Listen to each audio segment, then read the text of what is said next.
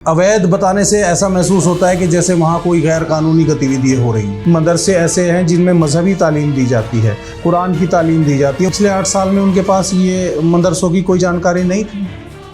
क्या वो सरकार नहीं देख रही थी कि यहाँ इतने मदरसे चल रहे हैं? अब अचानक मदरसों का ख्याल कहाँ से आया? ना कोई सूचना दी जाती है, ना कोई बड़ी एक फोर्स लेकर, बड़े अधिकारी लेकर, और वो वहाँ पहुँच जाते हैं और जाकर उनसे कहते हैं कि लाइए अपनी फ़ाइल, लाइए अपने कागज़ लाइए। आने वाला वक्त आएगा, जनता उनसे ज़रूर पूछेगी कि जब मदरसे बंद हो रहे थे आपने सदन में क्यों बात नहीं की, जब यूसीसी लाया जा रहा था सदन में आपने विरोध क्यों दर्ज नहीं किया।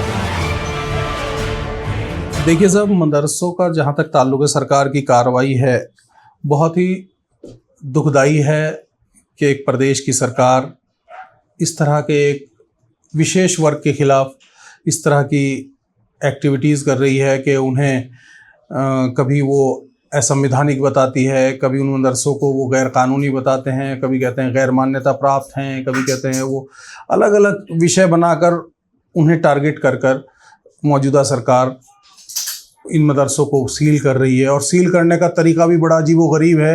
ना कोई सूचना दी जाती है, ना कोई बड़ी एक फोर्स लेकर, बड़े अधिकारी लेकर, और वो वहाँ पहुँच जाते हैं और जाकर उनसे कहते हैं कि लाइए अपनी फ़ाइल, लाइए अपने कागज़ लाइए।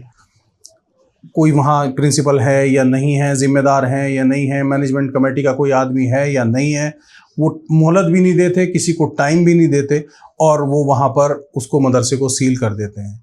देखिए, ये जिस तरह की कार्रवाई हमारी सरकार और हमारा शासन और प्रशासन मिलकर कर रहा है, ये बहुत निंदनीय है। मैं इसकी घोर शब्दों में निंदा करता हूँ कि रमज़ान का महीना है, धार्मिक मुसलमानों के मजहबी स्कूलों में मदरसे, जिसको आप कह रहे हैं मदरसे बंद किए जा रहे हैं, इनको अवैध बताने से ऐसा महसूस होता है कि जैसे वहाँ कोई गैर कानूनी गतिविधि हो रही हैं।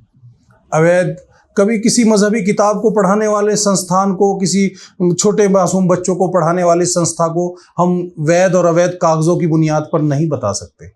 हम उसे कह सकते हैं उनकी कागज़ों में कोई कमी हो। सरकार को अगर सरकार करना चाहे तो सरकार अब कैंप लगाए, बाकायदा उनको इनवाइट करे कि आप लोग आइए, हमारे प्रशासन के लोग यहाँ बैठे हैं, ज़िले पर कैंप लगा दें, नगर निगम पर कैंप लगा दें, नगर पालिकाओं में कैंप लगा दें, ब्लॉक में कैंप लगा दें, और कैंप लगाकर अपने अधिकारियों को वहाँ बिठाएं और बिठाकर कहें कि इनको मान्यता दीजिए, इनकी जो डॉक्यूमेंट्स फॉर्मेलिटीज़ है उसे कंप्लीट कीजिए। वो काम सरकार सब कर सकती है। अब पिछले 8 साल से जो सरकार यहाँ पर चल रही है, क्या वो सरकार पिछले 8 साल में उनके पास ये मदरसों की कोई जानकारी नहीं थी? क्या वो सरकार नहीं देख रही थी कि यहाँ इतने मदरसे चल रहे हैं? अब अचानक मदरसों का ख्याल कहाँ से आया? चूँकि सरकार की एक मंशा है कि वो समाज के, प्रदेश की आवाम को जो उनके बेसिक बुनियादी मुद्दे हैं उनसे भटकाने की कोशिश कर रही है। सरकार नहीं चाहती कि बेरोज़गार युवा उनसे सवाल करे कि हमें नौकरी दो।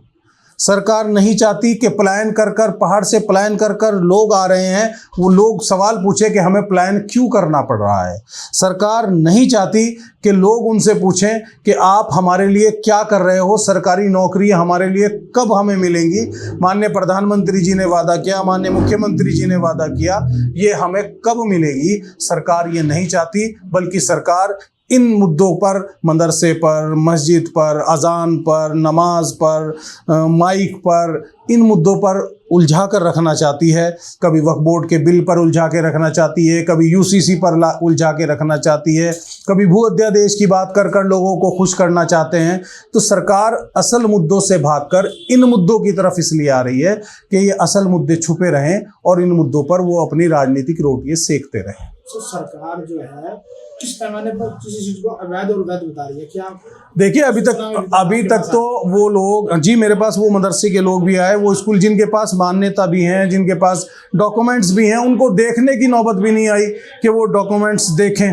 डॉक्यूमेंट्स उनसे कहा फ़ाइल दिखाइए, कहते हैं कि फ़ाइल अभी सर हमारे बाहर गए हुए हैं, वो कल तक का टाइम दे दीजिए, शाम तक का टाइम दे दीजिए। वो कोई टाइम नहीं देते और वो सील कर कर चले जाते हैं। तो ये तमाम तरह की चीज़ें लोगों के सामने आ रही हैं, जबकि हमारी सरकार को और हमारे शासन और प्रशासन के लोगों को चाहिए कि वो ये तमाम चीज़ें जो कार्रवाई की जा रही है इसे तुरंत रोका जाए तुरंत प्रभाव से। माननीय मुख्यमंत्री जी से मैं निवेदन करूंगा कि आप इसे तुरंत रुकवाइए और रुकवाकर जनता के जो असली मुद्दे हैं उन पर जनता का ध्यान आकर्षित करें और जनता उस पर बात करेगी आपसे कि जनता के लिए आप क्या कर रहे हैं। सरकार किसी चीज को बनाने से ज्यादा तोड़ने में ज्यादा दिलचस्पी लेगी, चाहे वो बिल्कुल मदरसे हो, चाहे वो बिल्कुल बिल्कुल सही कह रहे हैं आप। सरकार की जो मंशा है, असल में मैंने जो भी आपसे अर्ज किया कि सरकार की मंशा जो है वो बेसिक बुनियादी मुद्दों को से लोगों का जहन हटाकर और चीज़ों पर लोगों को बांट रही है। अब उसमें किसी का घर टूटे या किसी की दुकान टूटे या किसी का मकान टूटे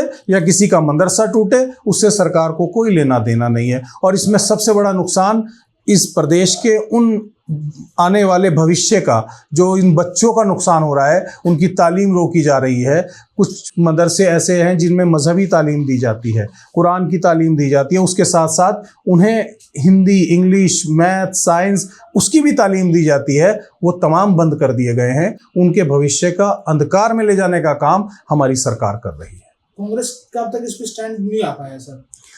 हरीश रावत जी आते हैं, कल प्रेस कॉन्फ्रेंस करके चले जाते हैं, अकेले हरीश रावत जी प्रेस कॉन्फ्रेंस करते हैं। क्या वही कांग्रेस है? और कांग्रेस एकजुट होकर इस मुद्दे पर क्यों नहीं बोल रही है, जब वो कहते हैं कि हम हितैषी पार्टी हैं?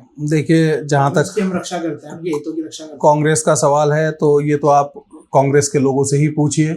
यहाँ कांग्रेस के विधायक भी हैं, कांग्रेस की विपक्ष भी है और विपक्ष में एक बड़ी तादाद कांग्रेस के विधायकों की है। सदन में क्यों नहीं इस बात के लिए वो लोग खड़े होते हैं? यूसीसी पर सदन में क्यों विरोध नहीं करते हैं? आने वाला वक्त आएगा, जनता उनसे ज़रूर पूछेगी कि जब मदरसे बंद हो रहे थे आपने सदन में क्यों बात नहीं की, जब यूसीसी लाया जा रहा था सदन में आपने विरोध क्यों दर्ज नहीं किया। जनता उनसे इसका जवाब पूछेगी। रही बात वो क्यों नहीं करना चाहते, ये सवाल तो आप उन्हीं से कीजिए।